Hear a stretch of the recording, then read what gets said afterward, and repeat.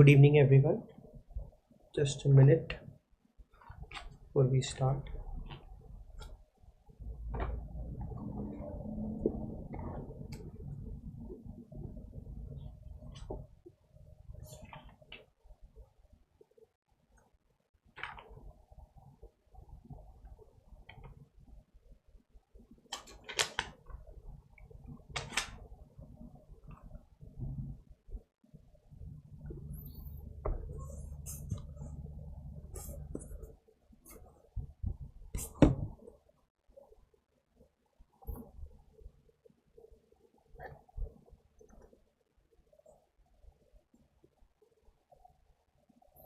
Okay, so once again, good evening, everyone. Myself, Dr. Radiologist. I'm the orthodontic faculty at AIIMS.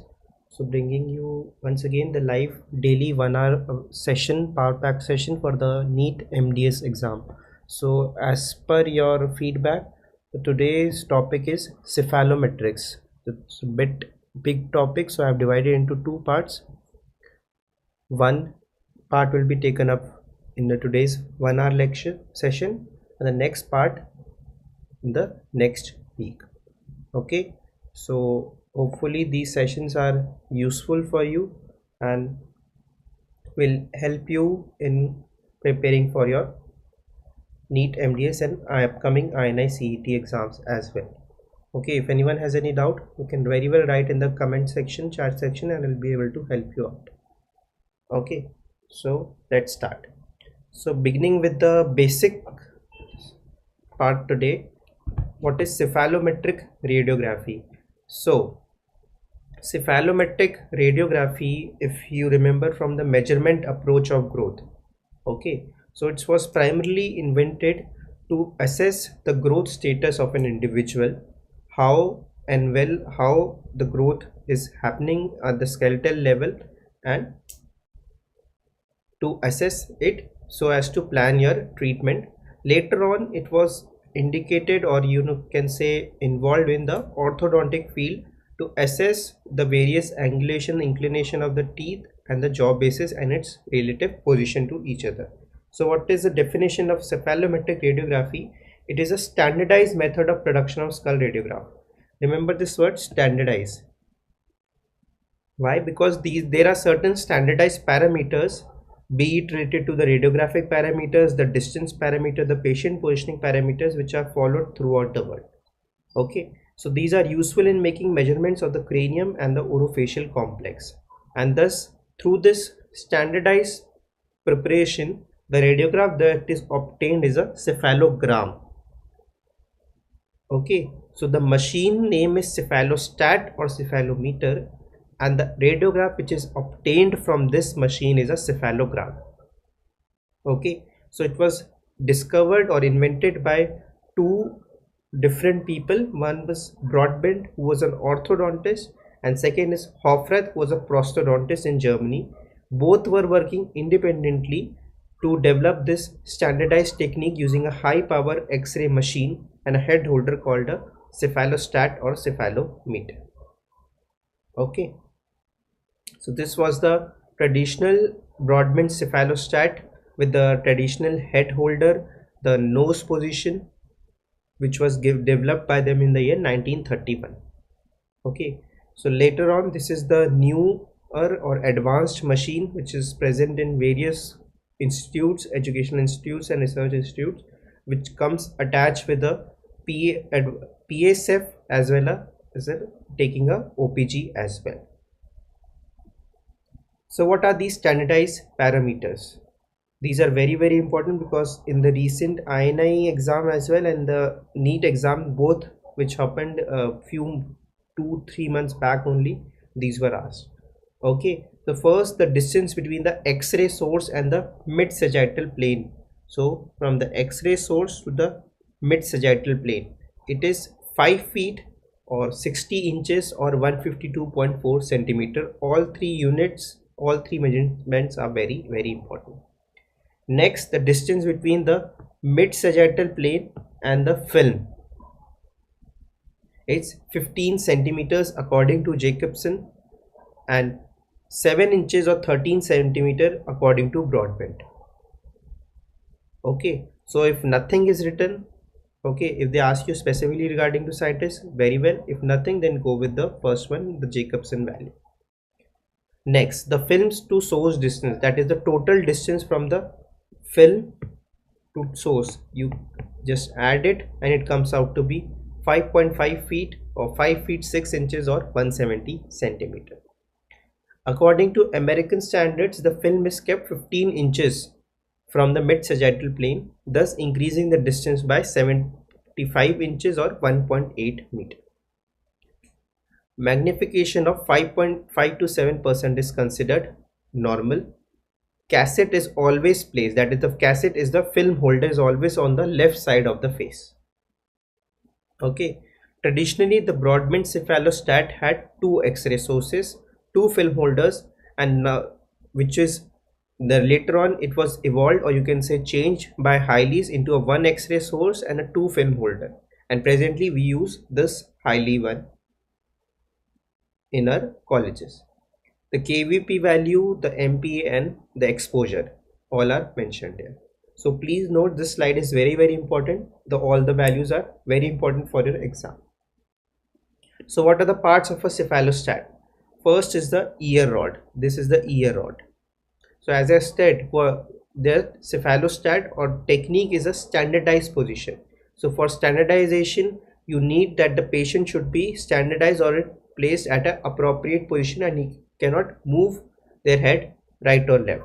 So that is why these parts are important, so as to position the patient firmly. Next is the forehead clamp. This is the forehead clamp or the pointer.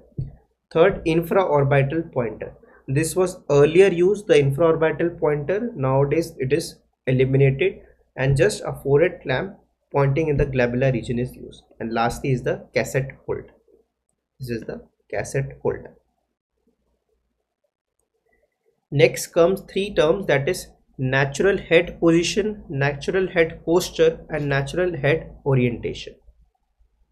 Okay, so what is NHP or natural head position? So it is recorded by asking the subject to look into the mirror using a visual guided head position or a mirror position. So how it is obtained? So first of all, it is a standard head position. And how do you clinically position it? We ask the patient to look at a distant object. So normally in a room where this machine is placed, a mirror is also placed in front of this machine. So the patient is asked to look at his image in the mirror. So distant object, and in this case the patient himself is the distant object in the mirror at the eye level. So this is the natural head position, which is used to obtain the cephalogram. So there are two other terms, natural head posture and natural head orientation. So likewise, like there's a definition of centric relation, that is it is repeatable, reproducible. Likewise, natural head position is a repeatable and reproducible position. So everyone, be it me, someone else, the radiographer comes, he or she can reproduce this position so that it gets standardized in each cephalogram which is obtained. So coming to the next, that is natural head posture. So it is, this posture is the physiological relation of the cranium to the cervical column. So it is an individual characteristic, how he or she positions his head with relation to the lower half of the body, like left, right, forward position. So it is not a reproducible, it varies from one individual to second individual. And lastly is natural head orientation. It was given by Morris and Keen. So this orientation, that head orientation, it can only be estimated by a trained clinician.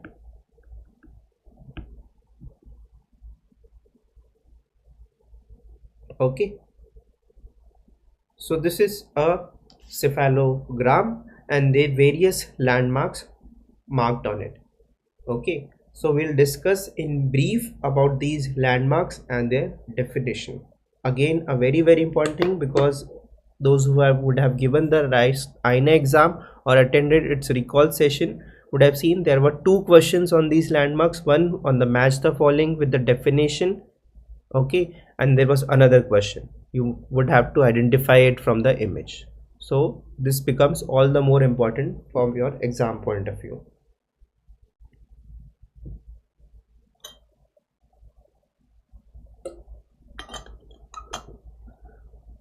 So broadly, cephalometric landmarks can be divided into two categories. These are anatomic landmarks and next are derived landmarks. So anatomic landmarks represent the actual anatomic structures of the skull, and derived landmarks are the one which are obtained secondary from the anatomic structures in the cephalogram. So these are the landmarks which are derived from the anatomic points or landmarks. Okay, so what are going to be the example of derived landmarks? We are going to discuss them, but I'm just going to write a few examples like gonion. Next, nathion. Where are they located? How are they derived? I'm going to tell you in the upcoming slides. So I hope anatomic and derived landmarks are clear.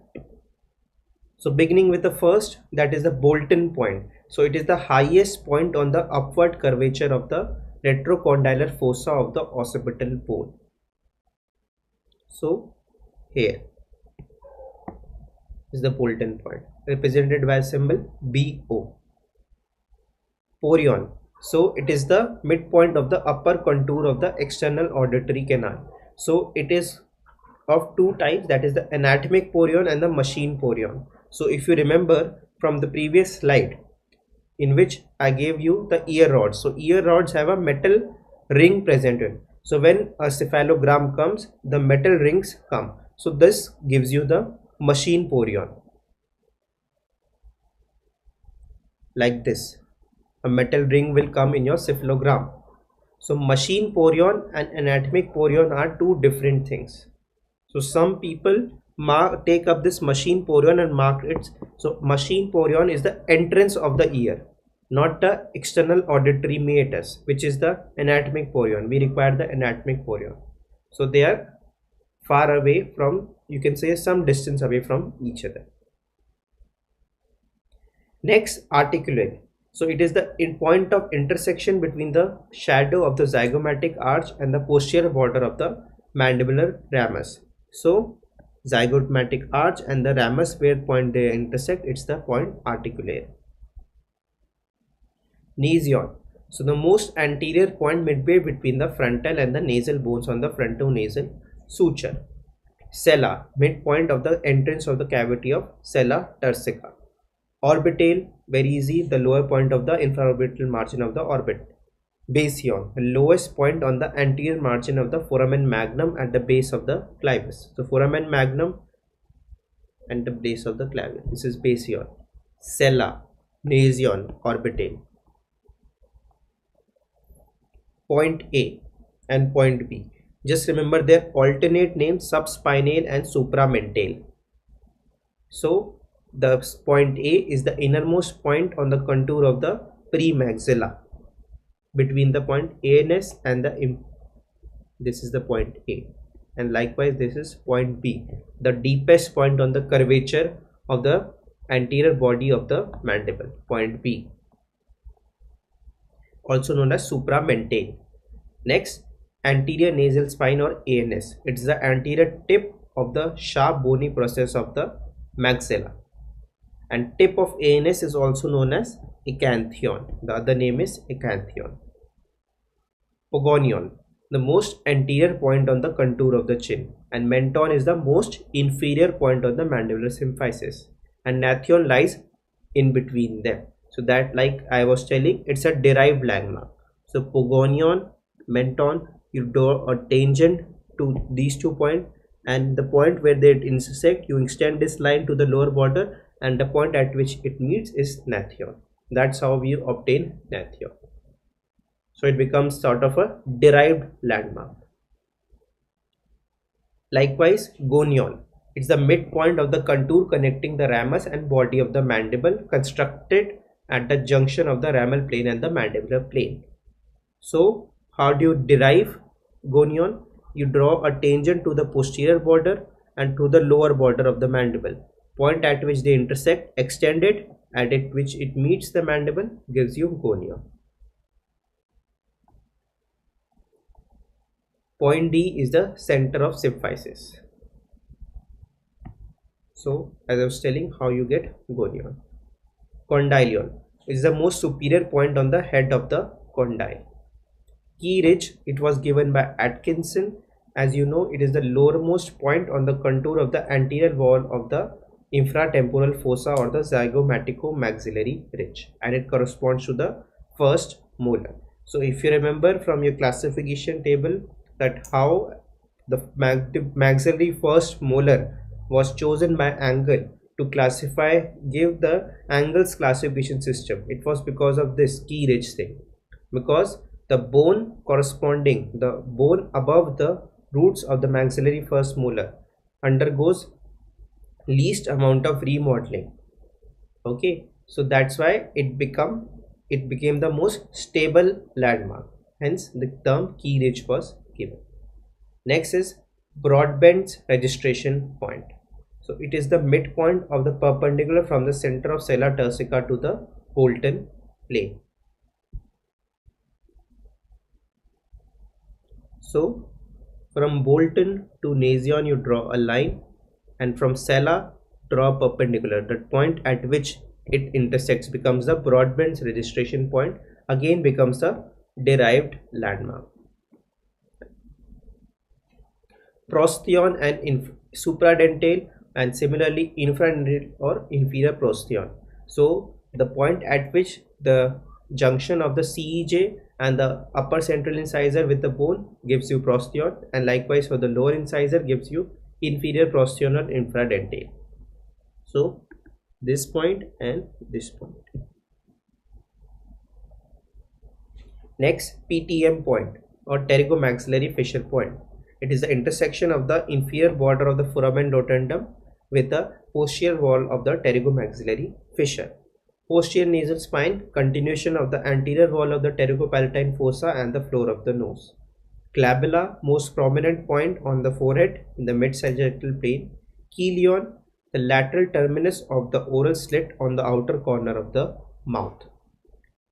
From chelion came the term chelioscopy, the lip prints or the forensic odontology point. Subnasal, the point where the lower border of the nose meets the outer contour of the upper lip.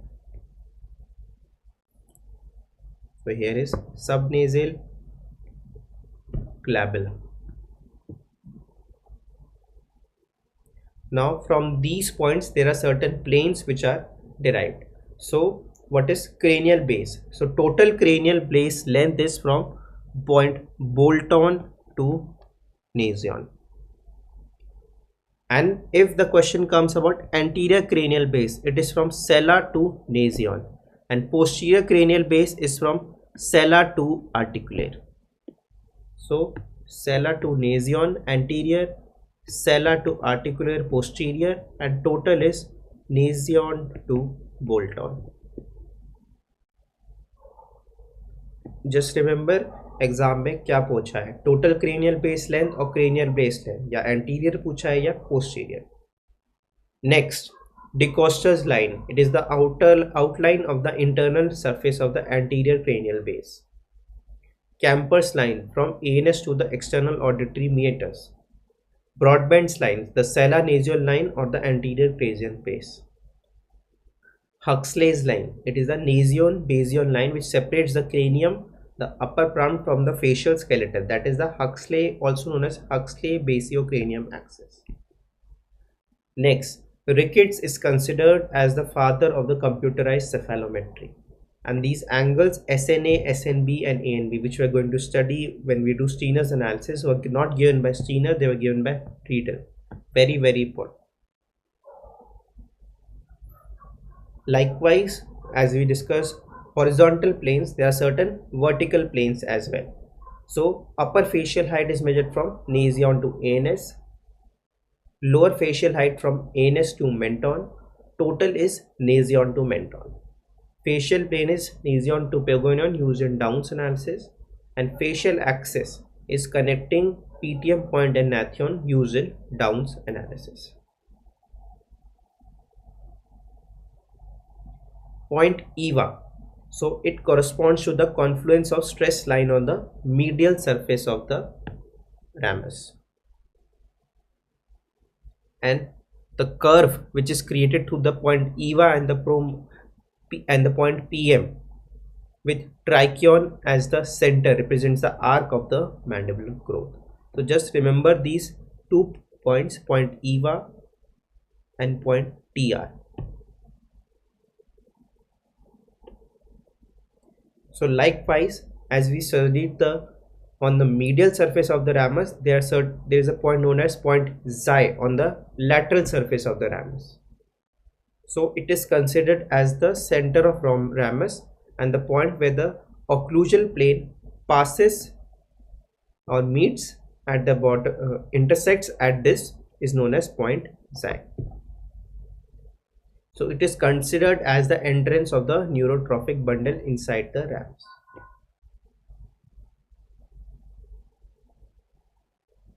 So there are certain unilateral points like nasion, menton, nathion, basion and pogonion, and bilateral points are porion, gonion, articular, PTM point and condylion. Okay, so question comes, which of the following? All are the unilateral landmarks except, all are bilateral landmarks except. So you need to be careful and know definition, unilateral, bilateral, anatomic derived, and the lines which I've just mentioned, horizontal lines and the vertical lines. Now next comes stable areas of the face. So as I was telling, these are used to evaluate craniofacial growth. So you need to know certain stable areas, and accordingly by superimposing you can evaluate the growth which is occurring on the rest area. So in craniofacial growth, the stable area which is used is the anterior cranial base, that is the sella nasion line.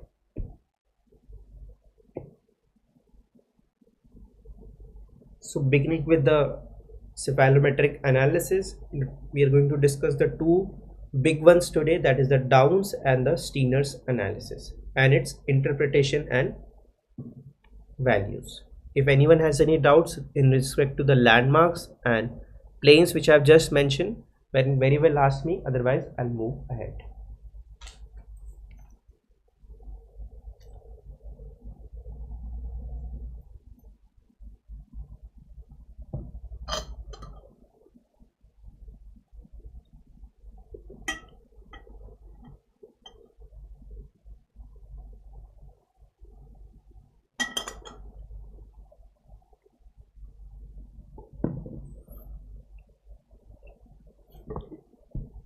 Okay, so we'll start with the analysis. So Downs analysis is one of the oldest analysis given by Down in the year 1948. Okay, so there are two things which are important. First is the reference plane which is used by the various orthodontists in their analysis. Okay, so in Downs the FH plane was used. In Steiner, as we study, the SN plane was used. In Tweed again FH plane was used. We'll discuss as we move along. Okay, so what was the subject? So he used 20 Caucasians aged between 12 to 17 years to give these parametric values. So as the time evolved, various studies were done, and based on these studies the parameters or the values changed. So the values which I'm telling you, the average value or the range, is valid for the Caucasian subjects. Likewise, there are Indian norms for these as well, but at the graduation or an entrance level, these are important. We won't be studying, like there are various studies for North Indian population as well as South Indian population. Okay, there are state-wise studies as well. So the values differed slightly, but that is not important. What is important is the values or the average norms given by Downs. So there are two parameters in each analysis. There is skeletal and a dental parameter. Steiner's also had a soft tissue parameter as well. So beginning with the skeletal parameter, first is the facial angle. Okay, the facial angle is measured by drawing or the intersection of the NPOG and the FH plane, that is the Porion orbital plane, and the angle between them.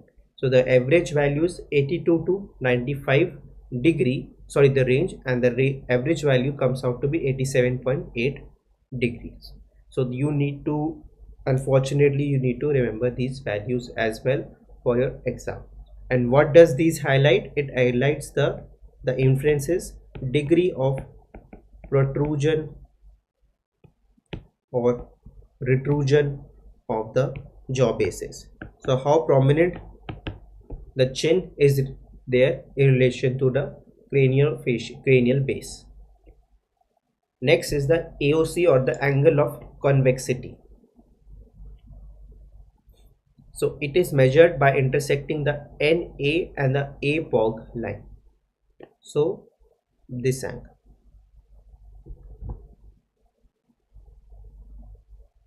So if the APOG line is ahead, so generally the angle is negative, and if it is behind, the angle becomes positive. So do remember angle negative kab hai and positive.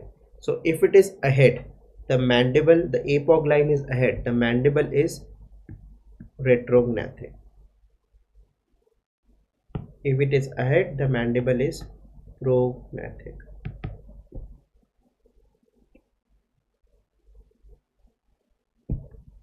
So class 2 and class 3.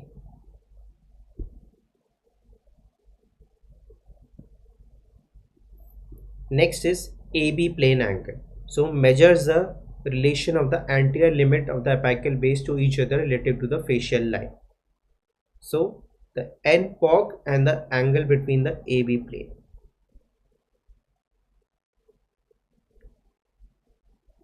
So it's generally negative, as point B is behind point A in class 2, and positive in class 3 as point B is ahead of point A. Lastly is the mandibular plane angle. So this angle becomes very important because the mandibular plane angle will come up again in Tweed's and Steiner's analysis as well. All three of them used a different plane to measure the mandibular plane angle. So in Downs, it is the angle between the FH plane and the tangent to the lower border of mandible.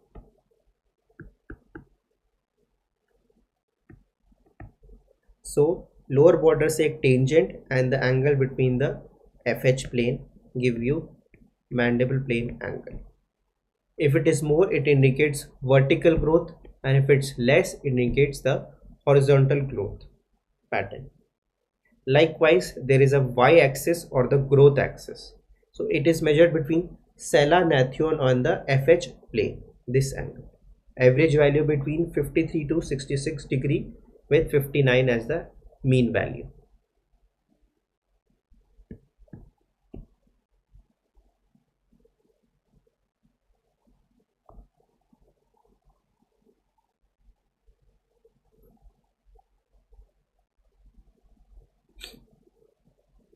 I hope the skeletal parameters are clear. So next comes the dental parameters of the Downs analysis. So first is the cant of the occlusal plane. So again, cant of the occlusal plane, the angle between the occlusal plane and the FH plane. How do we mark the occlusal plane? It is through the overlapping cusp of the sixes and the incisal overbite. So when it slopes downward, indicates a class 2 pattern, slopes upwards, class 3 pattern. Interincisal angle is very easy, line joining the long axis of the upper and lower incisor and the angle between them. So it becomes small or less, the teeth are tipped. If it becomes more, the teeth are upright. Next, incisor to the occlusal plane angle. So lower incisor, occlusal plane, and the angle between them. Incisor to mandibular plane angle. So as I was telling, the angle between the mandibular plane and the long axis of the lower incisor. So according to down, whatever value came, you have to subtract it from 90 degree. Hence this lower value of minus 8.5 to 7 degree is the average value. So supposedly this value is 105, subtracted from 90, the value comes plus 15 degree, indicates the incisors are proclined with relation to the mandibular plane. Next, the only linear value in Downs analysis is the protrusion of the maxillary incisors. So a line joining the point A to point Pogonion, measuring the distance between the incisor tip. So average value is -1 to +5 mm.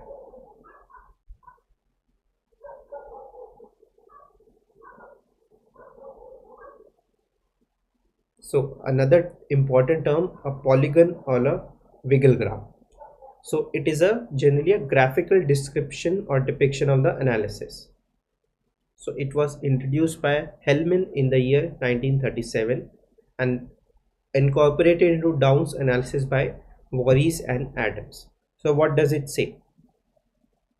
So the average, supposedly on a graph, you draw a vertical line or a red line depicting the average values, and what value you get from your cephalogram, you you mark it. So supposedly the average value is 87.8 of the facial angle. You get a value of 80 degree, you mark a point here. Again, for angle of convexity, you get a value of 11. Similarly, you mark. If majority of values are towards the left side, it indicates a class 2 type, and a right side represents a class 3 type pattern. So you just need to mark these values like this, and if the majority of values are coming on the left are a class 2 pattern, or on the right comes a class 3 pattern. So it's generally a graphical depiction or description of the Downs analysis.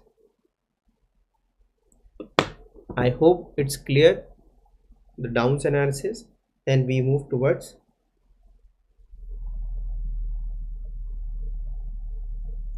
the other.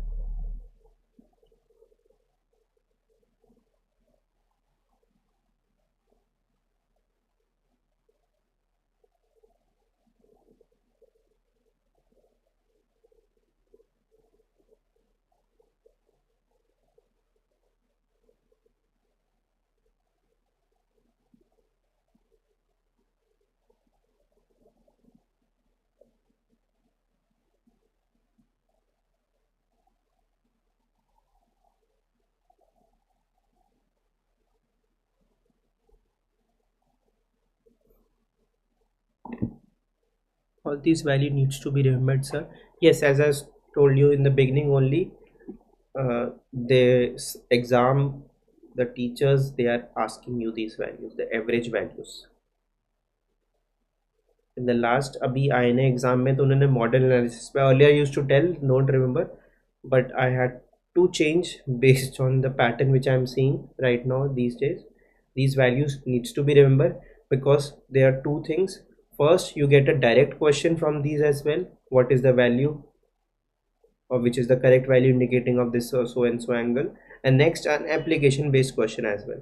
A big paragraph comes in which they mention that this is the cephalometric parameters, the SNA is this, the SNB is this. So what will be the diagnosis, or what will be the treatment plan which you will plan? So the E value negative and positive means what? Sorry, I did not get your question, Komal. E value negative and positive means what's interpretation? E value, sorry, I did not get it. What is E value? So as I was telling, these values hold a significance in two types of questions: the direct questions which are being asked, and certain application based questions in which you get a case based scenario and you need to diagnose the case. Like in the last AIIMS exam, you got two questions based on diagnosis. Aesthetic plane, the rickets aesthetic plane, I'll come to that. Maybe not today. I'll discuss all these soft tissue planes in one slide, so it will become one clear. The S line, the E line, the R line, the Z line, there are 5-6 planes. I'll clear them together so that there is no confusion with respect to these planes. Okay, so rickets aesthetic plane I'll discuss, maybe not today, in the next session, and I'll clear your doubt. Okay. Next comes the Steiner's analysis. So it was given by Cecil C. Steiner. Okay, so it was considered as the first modern cephalometric analysis in the year 1953. So as I was telling, in Downs, the plane which was used was FH plane. In Steiner's, he used a SN plane. So likewise, there are skeletal and dental parameters. So skeletal parameters, very easy in Steiner: the SNA, SNB, the ANB, the mandible plane angle, and the occlusal plane angle. So in Steiner's, the mandible plane angle, the mandible plane is measured with gonion and natron.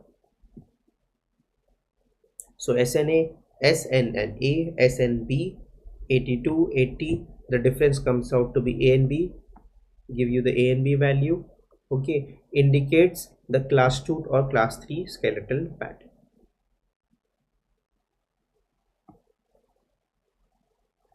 Next, the occlusal plane angle, the angle between the occlusal plane and the SN plane. And the occlusal plane which is used is functional occlusal plane. So in the previous Downs analysis, the occlusal plane which was used was not functional occlusal plane. So what is the difference between a functional occlusal plane and an occlusal plane? So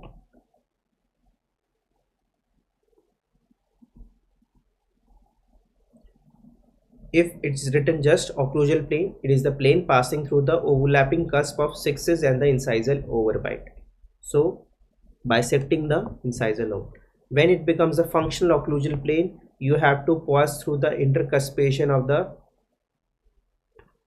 molars, premolars, and do not have to worry about the incisal overbite. So the occlusal plane which is used by Steiner's was the functional occlusal plane. Likewise, we'll do widths analysis as well. There also functional occlusal plane will be used. So it bisects the intercuspation of the molars and the premolars, and may or may not pass through the bisecting the incisal overbite.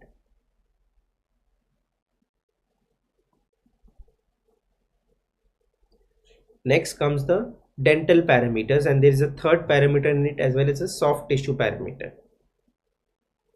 So dental parameter has both linear value as a angular value as well. So upper incisor to NA 22 degrees or 4 mm, lower incisor to NB 25 degrees or 4 mm, and the interincisal angle is 130 to 131 degree. So very easy to measure the angle between these two planes, and the linear value is from the most proclined upper incisor tip to the NA plane. Likewise, in lower, the angle and the linear value from the most proclined lower incisor tip to the NB plane. Interincisal angle. And next comes the soft tissue or the S line.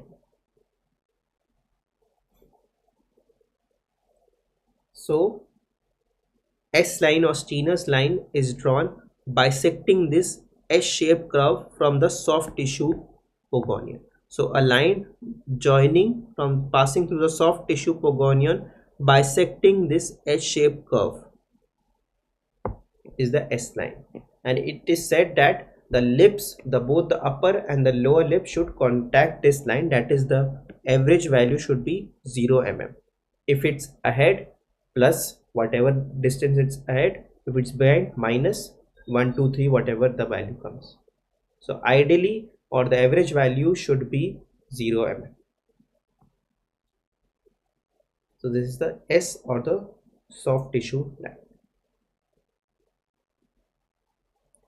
Next comes the chevron sticks or the Steiner sticks.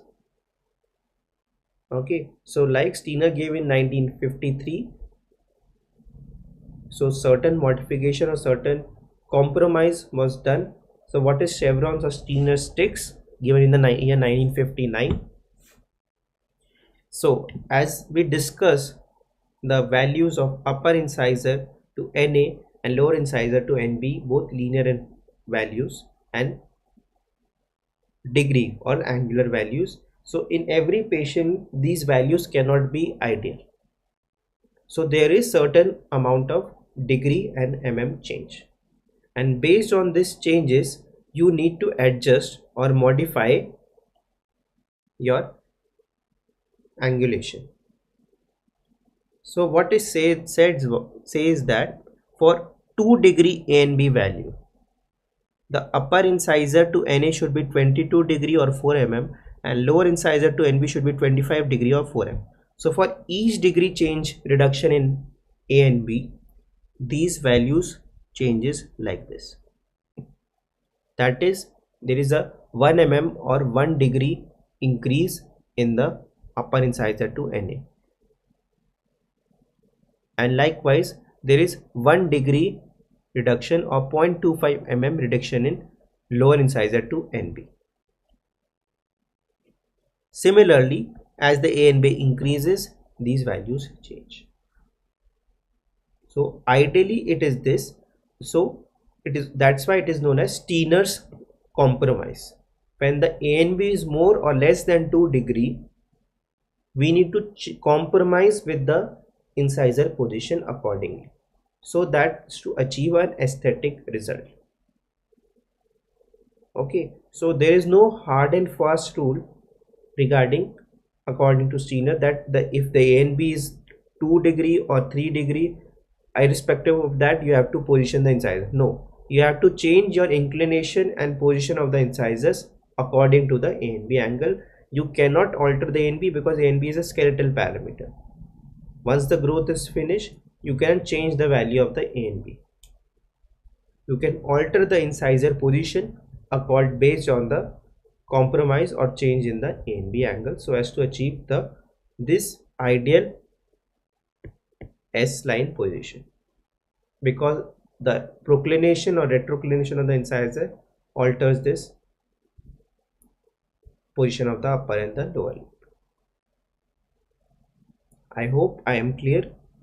So this concludes our first part of the cephalometric parameters, and two big analysis we covered, that is the Downs and the Steiner's analysis. Regarding chevrons or Steiner sticks, you don't need to remember because it's just a numerical data. इसमें 0.1 degree change हो रहा है, 0.2, just remember that. That's more than enough.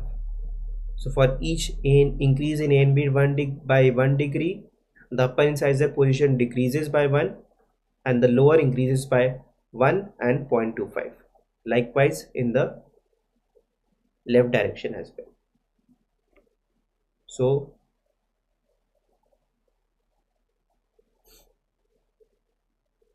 these are the power-packed sessions which are offering every hour daily. So do join us, do tell your friends who are studying, so spare 1 hour of their time every evening so as to revise, or you can say learn these sessions, learn these topics and clear your doubts from the faculty. Every week, every day of the week, our dental faculty is there on the YouTube session.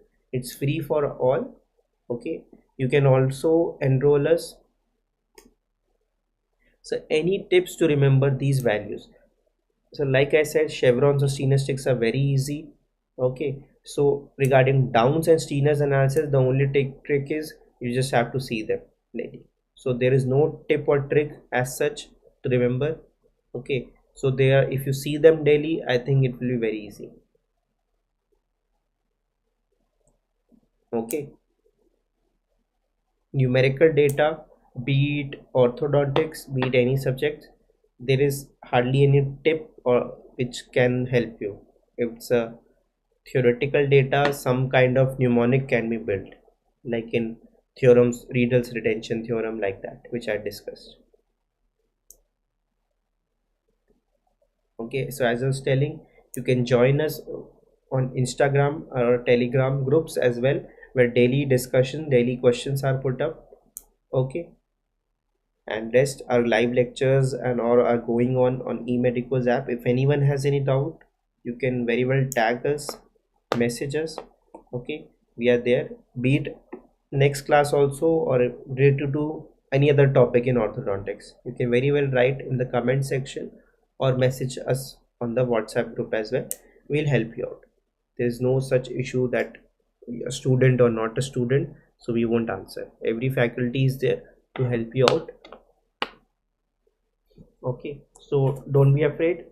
If even if it's you think it's a stupid doubt, might be possible it's a doubt of many students, you can help them out by clearing them as well.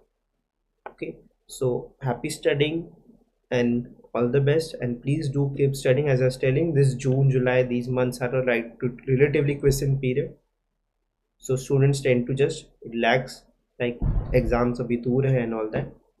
So don't do that, don't become complacent in your study, keep studying. That's it from my side, so I'll close the session. Thank you for your time.